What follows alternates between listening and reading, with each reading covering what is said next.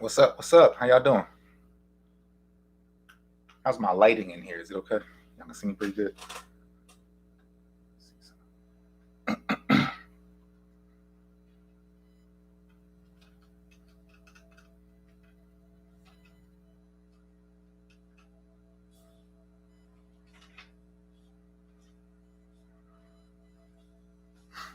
Bet. All right. How y'all doing today? Everybody good? So today's topic is gonna be about why you can't reach your genetic potential. And I don't think this is gonna be too long because it's not that many reasons why you can't. It's not that many reasons why you can't. This is something that sparked my interest because the other day I was on YouTube and I was on RX Muscle, and Dave Palumbo had John Hanson on there, a natural bodybuilder from back in his day.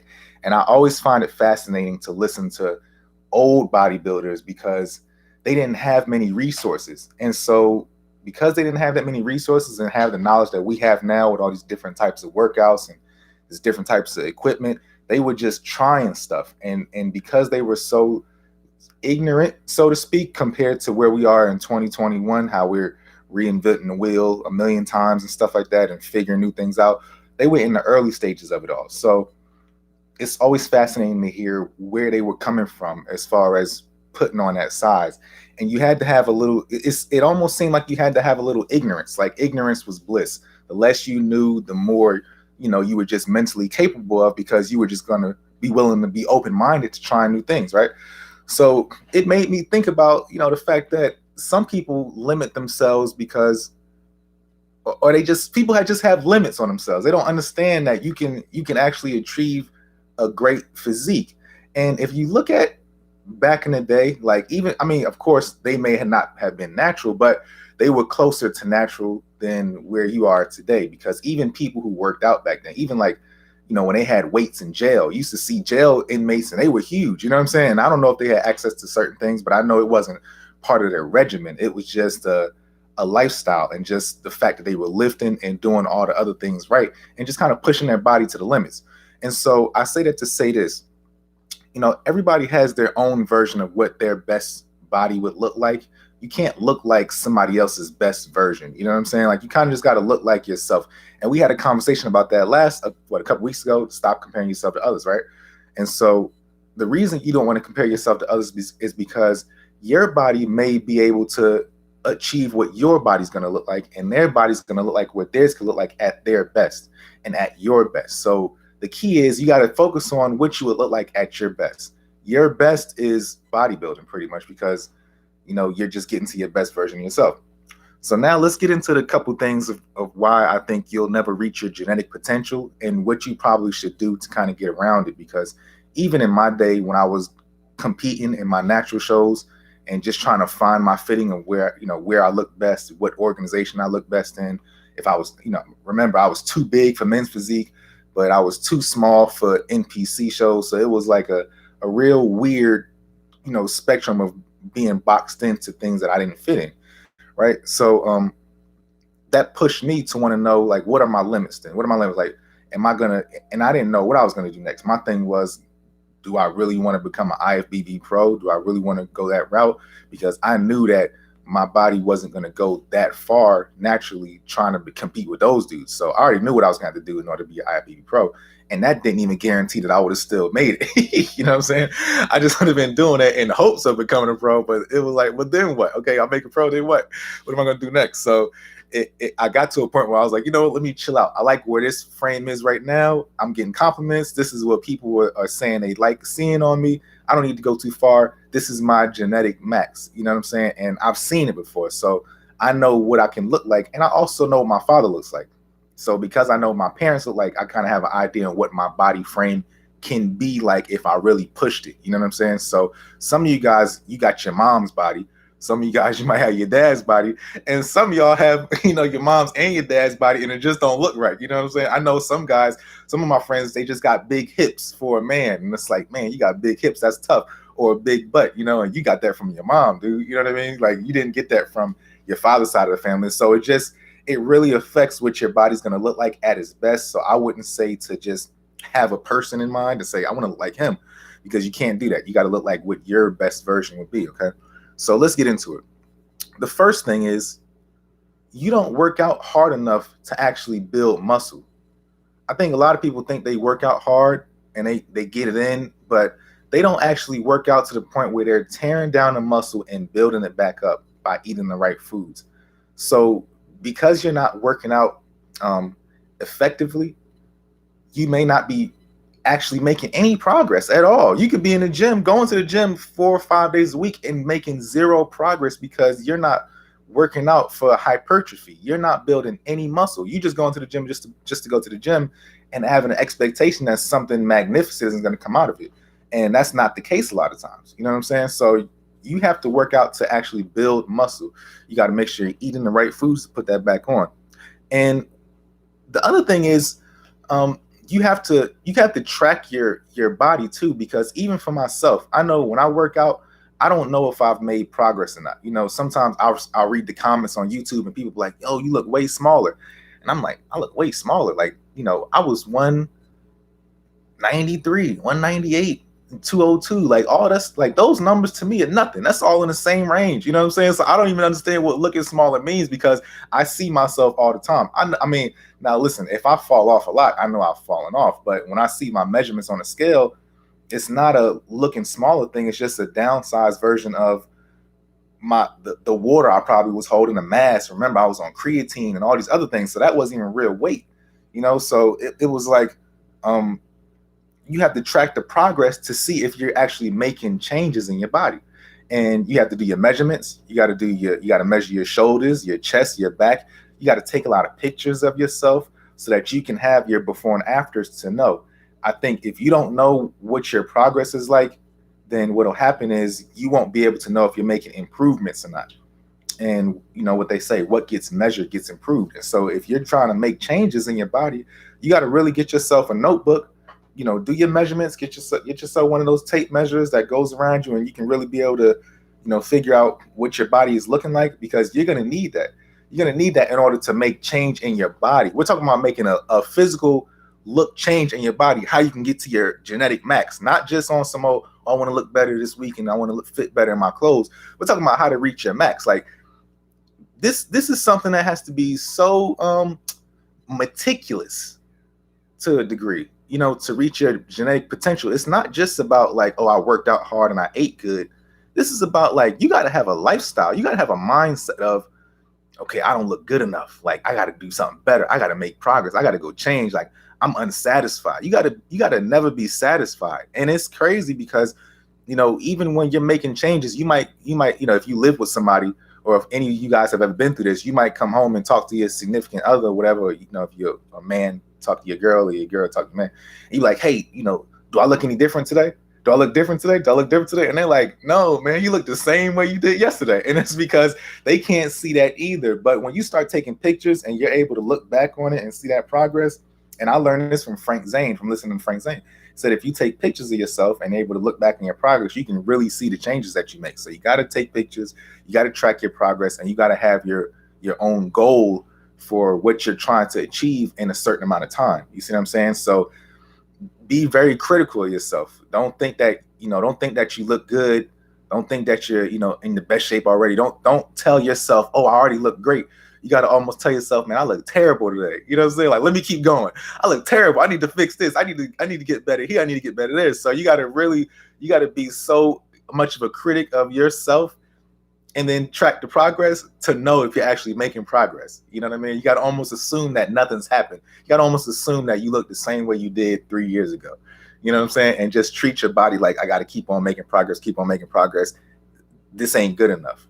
You know what I'm saying? And then at that point, that's when you'll start tapping into a psyche and a part of your body that you didn't know existed, because you'll start seeing things you didn't see before. You know what I'm saying?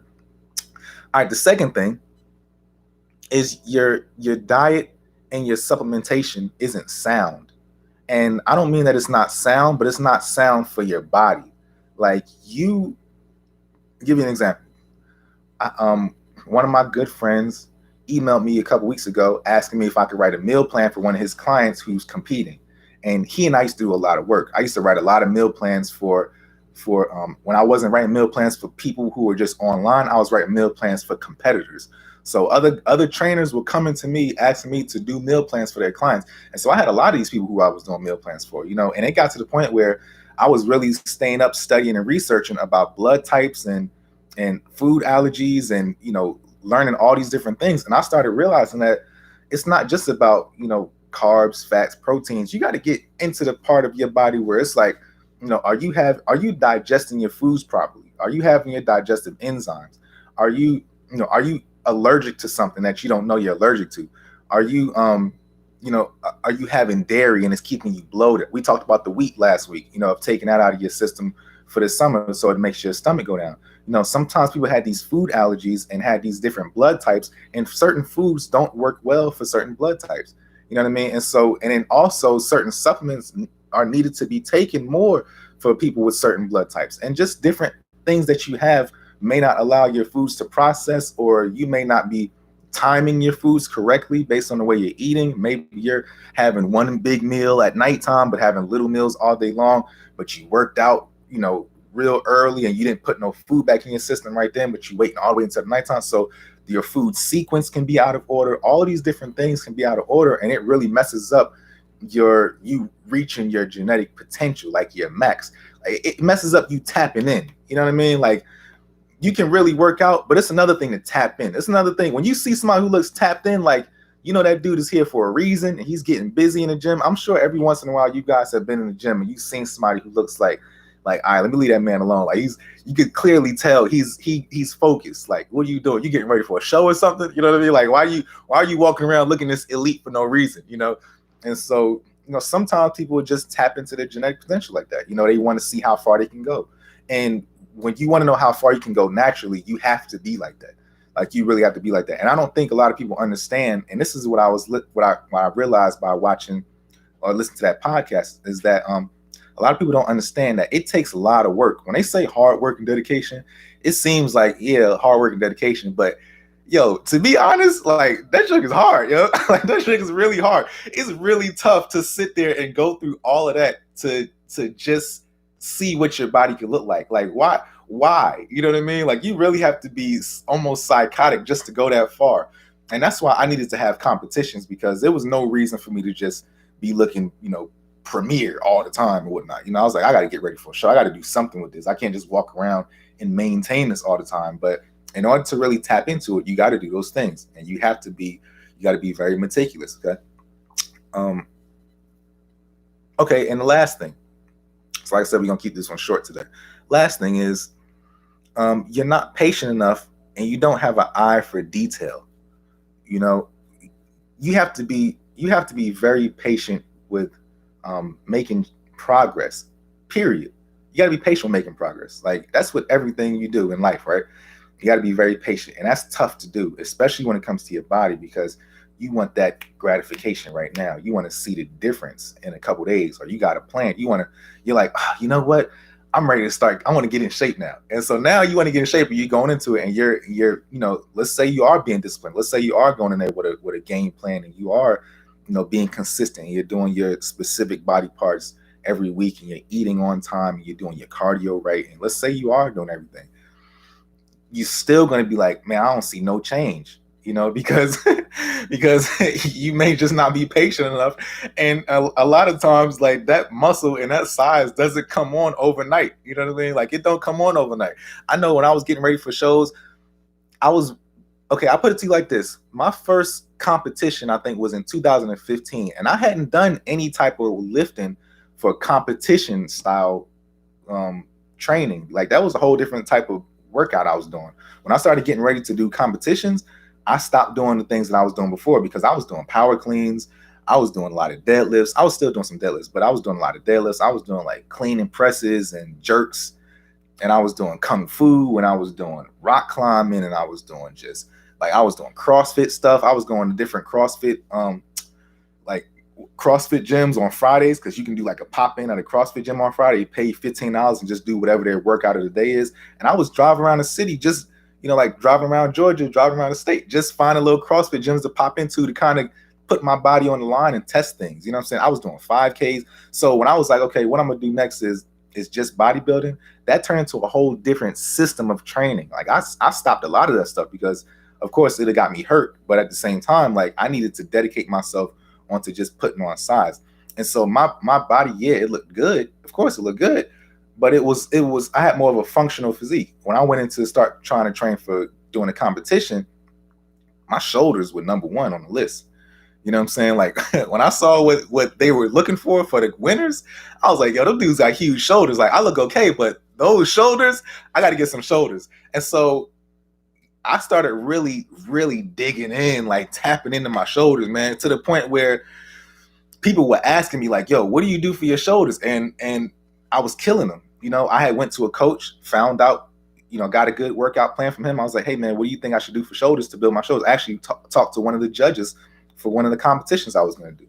And he was like, you got to do these exercises, X, Y, and Z. And I did those exercises for probably like 3 months straight. And my shoulders got massive. And I'm talking about like show massive. You know what I'm saying? So when I was lean and dried out and you saw those things, they look like pumpkins. And that's what I wanted, you know? So it came on like that. The rest of my body was already, you know, good anyway. But I had to get my obliques up because obliques was something that I wasn't tapping into. I really had to dig into my obliques. I didn't miss a day on them. And, you know, I really got obsessed with improving my body. Like it turned into a serious obsession to the point where, you know, people might have thought I was crazy with certain things. But again, when we look back at my videos and we look back at my pictures, we're like, yo, you look good. And I didn't think I looked good because I was going through it. But at the time, I looked amazing. You know what I'm saying? so it's you look at it like that, and I probably tapped into my genetic potential. But here's one thing that I do know. When I turned 31-ish, because I'm 33 now, but when I turned like 31, I started seeing a different level of detail in my body that I hadn't seen before. And so that's something that if you're young watching this, I do want to let you know that you may not be able to see the fruits of your labors right now because, you know, you may be to the point where you're always bulking, right? And you might have been in a perpetual state of bulking all this time. And you just putting on mass, but you never gave yourself a chance to stop and then come back down and see what you look like at your new default. You know what I'm saying? Like give your body a chance to have that bulk weight, rest in it, and then let it sink back down and come to a shape that you have versus you always just pumping on and trying to add weight. Because what that does is you end up losing what your shape is. You don't know what your shape is because you just always been building. You see what I'm saying? You can't just always build. You got to come down and let that body rest and sink into what it's supposed to look like. And then you take a look at it and step back. And that's what I had to do. I took a look at my body after all that. And I was like, I'm not symmetrical. Like my legs are smaller than my upper body. Like my back is stupid wide, but my legs, my quads didn't have that flare. And I was like, okay, this is crazy because I can't go to the next level without having some legs. You know what I'm saying? Like, and I don't want to get my upper body no bigger than this without having no legs because then I'm gonna look ridiculous. You know what I'm saying? Like, so I had to say, okay, let me chill out for a second. Let me stop, you know, trying to go so hard on my upper body. Let me catch up with my lower body. And let me let this food now start going towards these areas and stop going so hard on these upper body areas. So I went to the point where I was going into the gym and I wasn't working as crazy as I was for my upper body. I was putting more effort into my lower body. And so I had to see that. I had to see that I need to take a step back, analyze myself, and then go back in there. Because if you're just in a perpetual state of I'm just lifting and not having a plan, you know, you're not building any symmetry. And you're also not building anything sustainable because you don't know what you'll look like at your new best. And so now going back to what I said about once I got older, when I got in my 30s, after I kind of stopped competing, I started seeing a level of detail in my body that I hadn't seen before. I was seeing like striations in certain areas. And I was like, I'm not even lifting like that. So why am I seeing certain detail now? Like, why is it popping up now? And it probably was just that my body needed a chance to settle in. My muscle got mature, you know, more mature than it was before. And, you know, now, you know, kind of what you can look like if you go to that next level, because I was able to scale back and stop going so big on my upper body, realize that my legs need to grow in size as well. Not crazy. Like I'm never going to have no huge legs. That's just not in my frame. And even if I go work out in the gym, I'll never get any huge legs. So, but I know what I want to look like anyway. And it's not a huge leg guy. You know what I'm saying? Like, I know what that feels like even when my inner thighs grow, and having to wear pants and your thighs rubbing up against each other all the time. Like, I'm not trying to have huge legs like that and be dealing with that all the time and look bow-legged anyway. Like, I want to look good in my clothes. So I'm not even tripping on the whole, oh, your legs are too small thing. But what I do know is my legs have detail now, from all those years of just squatting and leg pressing and leg extensions and doing, putting all that size on and then coming down, all of that fluctuating with my body. I realized that now I have detail that I didn't have to have before. That I didn't have before. And I got striations in my shoulders now from just, let's say I'm cutting my hair, I'll put my arm down and I'll see now that my shoulder is looking, chiseled, or my triceps looking chiseled. And I'm like, where did this come from? You know what I'm saying? Where was this when I was trying to compete before? But I was competing at a younger age and my body just hadn't had that detail yet. And so, you got to think about that. So now I'm personally curious to see what I would look like if I went back on stage, because now I know that there's certain things about my body that I didn't know before. I didn't know I had certain food allergies when I was competing. I didn't know that my kidneys weren't functioning at 100%, that I was taking creatine, but my body already created a whole bunch of creatinine. So I was hurting myself by taking creatine. So all these different things, I was just doing it just to do stuff. But when I scaled back, got my blood work back, found out where my levels were, found what my testosterone was, I was like, oh, okay, this is the way I need to start training instead and training more efficiently. And when I did that, and it's probably, to be quite honest, the reason why I probably have more detail now without trying is probably because I stopped eating stuff that was giving me food allergies.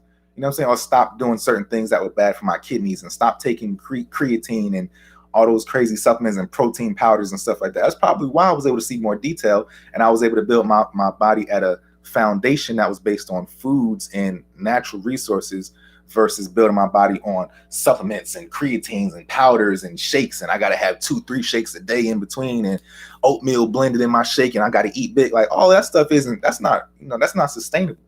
And so now if I want to go back into it and I want to do a show, okay, yeah, I can do that for 3 months. But you talking about when you just living like that, just to be living like that? No, man, that's crazy. That's crazy. Anyway, all right. I hope y'all learned something, man. I hope that was pretty insightful, because it was more of a personal thing to me, and I was like, you know what, I'd like to talk about this too, but most people aren't going to reach their genetic potential anyway because you don't want it bad enough, and I understand that. Like, you don't have a reason to want it bad enough. Like, what do you want to tap into your best top genes for? Like, where are you going? You know what I'm saying? Like, you going to the store or something, you know what I mean? Like, who's going to be watching you? Taking pictures? So for that reason, you really don't need to, but keep those things in mind and rewatch this video and go through those notes again. Like I said, you don't work out hard enough to build muscle. You got to work out smart. Your diet and supplements might not be sound, might have food allergies. Think about your genetics, think about your parents, what they look like as well. Are you always bulking? Have you been able to come down and shred and see what the lean version of you looks like versus the swole version of you? Have you seen that balance, that in-between version of you? So you got your lean, your in-between, and your swole. Have you seen all three of those versions of you to be able to see where you need to make improvements and what you really need to do? And also just not being patient enough. You know what I'm saying? So keep those things in mind. All right, let's go to some of the questions, man. What's up, y'all? Mike Angel. How can you work out with health issues? You got to work around them. You got to work around your health issues. I don't know what you have, but if you have the opportunity to do anything, you should do something. Don't go in the gym and not do nothing. Don't go in there and just waste your time. Remember, I had the bicep tear. You know what I'm saying? So I'm a advocate of it. I had the whole sling on my arm, and I was doing all legs, dude. I was doing legs 3-4 times a week because I had the sling on. I was doing pullovers. You know what I'm saying? I was doing shoulder raises. Like, I could be right here, so I was getting in that machine where I was just doing my shoulder raises and stuff. Now, if you have, if you got ailments like a messed up knee, or let's say you got kidney problems, something like that, or things that aren't requiring you to work out, maybe you need to start off smaller and do things in the house first. Just your maximum isn't my max. You know what I'm saying? So maybe, think about a client, if you're training somebody, and if for any of you who've ever seen people work out, the ones who are doing the most work in the gym are the people who are the biggest, you know what I'm saying? Like the biggest out of shape, obese people, because just them laying on the floor and getting back up off the floor is an exercise. Like, I could have a client say, okay, lay down, get up. Let's do that 30 times. That's your whole workout for the day. You know what I'm saying? So for me, I may need to do, 30 sets of 10 pull-ups or something like that to get a real pump. but that person may just need to lay down and get back up off the floor. So if you have a health issue, you just have to work your way around it and find out which areas you can still, make progress around your ailments. So think about that. Keep that in mind. All right. Fujuki, you said it's hard for you to drop the liquor right now. Listen, man, it's hard times, yo. And I understand it, man. I understand it. Like, it's hard for everybody. But remember my last video, I said, you don't have to drop the liquor, but drink it straight. Stop drinking your mixture. I'm having them apple martinis and your whatever drink. Stop putting them things together, man. You know what I'm saying? Just stop drinking beer. Like, cut it out. Just get you some gin, yo. Like, have you a straight up glass of Hennessy. Get to the point. You know what I'm saying? Y'all like scotch or something like that. Get your Jack Daniels or something, man. Just get to the point. You don't need all those apple drinks and all those fruit drinks. The point is to get smacked and just get smacked fast. And that'll keep the calories low and it'll also keep that bloat off your stomach. So keep that in mind. Blade, is having coffee before your workout a good form of pre-workout? Listen, here's the thing about pre-workouts. I've never personally liked pre-workouts. I had one experience with a pre-workout and I went bananas in the gym. And afterwards I crashed. And I told myself after that, like, I don't want to do pre-workouts anymore because I'd rather build my body on just having the energy to go in there. And for a while, I used to try to work out early and I would go in the gym and my stomach would hurt. You know what I'm saying? I don't know what it was, but I just couldn't take it. Or I would get in the gym and I would get dizzy first thing in the morning, like, I just couldn't do my whole workout because I don't know. It was like my mind wasn't there. It was like rattling in my head. And I didn't know if I needed to wake up or if it was just a thing. But I started eating more carbs and having my sugars in the morning before my workouts. So you figure if I ate oatmeal and had a banana on my way to the gym, banana has sugar. The oatmeal, of course, I probably put some sugar in there, some syrup, something like that. So that gave me my sugar spike. I was fine with that, you know what I'm saying, on going my way to the gym. But coffee, they say, is a good starter. You can have just black coffee. Don't mix your coffee. Don't add sugar in there because it's already caffeinated. So you don't need anything. Drink your coffee black. Just grown man it. I know it's nasty, but don't put all that other stuff in there, and you should be good with a coffee, or try to have foods. I prefer foods because foods have nutrients in them and you can actually use them for your workout. But if you're going to drink something that's just empty calorie, then whatever, it can't hurt you just to have coffee. All right, Gamer Boy, how much of my potential do I think I've reached? Let's see. I'm probably if I'm 33 right now and I haven't touched the gym. I haven't touched the gym in a year now. So, and I'm still 196 just with the stuff I got on my back porch. And I still had the same detail, right? If not more. So for me, I think my genetic potential, my weight isn't going to go up more. I think I probably can get to about 210 on a good day, but I don't think I can get any higher than about 210. So I'm probably at like 80%, you know what I'm saying, of my max, probably 80% of what I can do really. And I've never had a real coach either, you know what I'm saying, like somebody to train me, like, and I also have never had a workout partner who was as good as I was. I could always outwork my people for the most part. Or if we were doing workouts, their workout wasn't good for my body. You know what I'm saying? So I've never had anybody who's worked out with me who was specific for my frame also.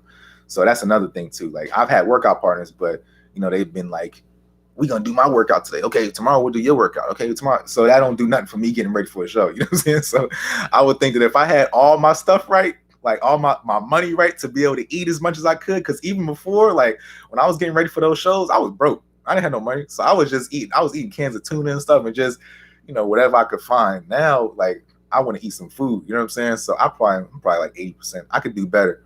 I know I can do better than my last show. The picture that you see on my icon up here, I can do better than that. Guarantee I can do better than that. That's nothing. That's light work. You know what I'm saying? That was me not knowing what I was even doing and just trying to figure it out at the last minute. Like, I know I could do that now. That's nothing. I just need some time. That's it. All right. Let's just say excerpt. How do you define a good workout? Sweat, muscle ache, post-workout, etc. You define a good workout by how sore you are the day after or the day after that. You got to be sore. You know what I'm saying? You got to be you have to be sore from your workout in order to define it as good. If you weren't sore from your workout, you didn't do nothing. And you got to go back in the gym and do those those body parts again because you didn't do nothing for them. Some people are like, oh, I don't get sore when I work out. I got a friend. He claims he doesn't get sore. His body just doesn't physically get sore. I get it. I understand it. You know what I'm saying? but here's the thing. Here's the caveat. He also can't complete all the exercises either. So my thing is, I don't know if I can trust the idea that you can't get sore because A, you didn't complete the full workout to the capacity that it was supposed to be completed. You said you did these exercises, but you only did a portion of the amount you were supposed to do, and so you're not sore. Is that reason why you're not sore? I don't know. But he just never gets sore. So if you don't get sore, that's one thing. But for the most part, though, if you are a person that can get sore, like, don't play. You know what I'm saying? Like, if you didn't get sore on something, it hasn't been worked. Remember, hamstrings need a lot of reps. Shoulders, give shoulders reps. Give biceps reps. Calves need reps. Chest, you don't need a lot of reps. Triceps, you don't need a lot of reps. Your forearms, you don't need a lot of reps. Quads, you don't need a lot of reps. You know what I'm saying? Your abs, you don't need a lot, but you can. And your back, you don't need a lot of reps. But those shoulders and those hamstrings, though, you gotta rep them things out. So keep that in mind too, okay? Joel, what's up, man? What's up, my guy? Listen, everybody, I hope y'all enjoyed today's video. We'll be back next week. If you have any questions that you guys want me to talk about, feel free to send them to me or DM me your questions on Instagram. My Instagram is @GetFitWithKB. Don't forget to click the link in these comments below. You can see my Kelly Brown Naturals meal plans. Get your ebooks if you want to learn how to natural bodybuild. Get your ebooks, and please, y'all, subscribe to my channel because it's free. And tell people about me too. I like to blow up some more, and hopefully I can get to 100,000 subscribers or something like that and become a full-time YouTuber one day or something like that. So anyway, y'all let me know if you got any questions. Hopefully you enjoyed this, and I will see you guys in the next video. Thanks for watching.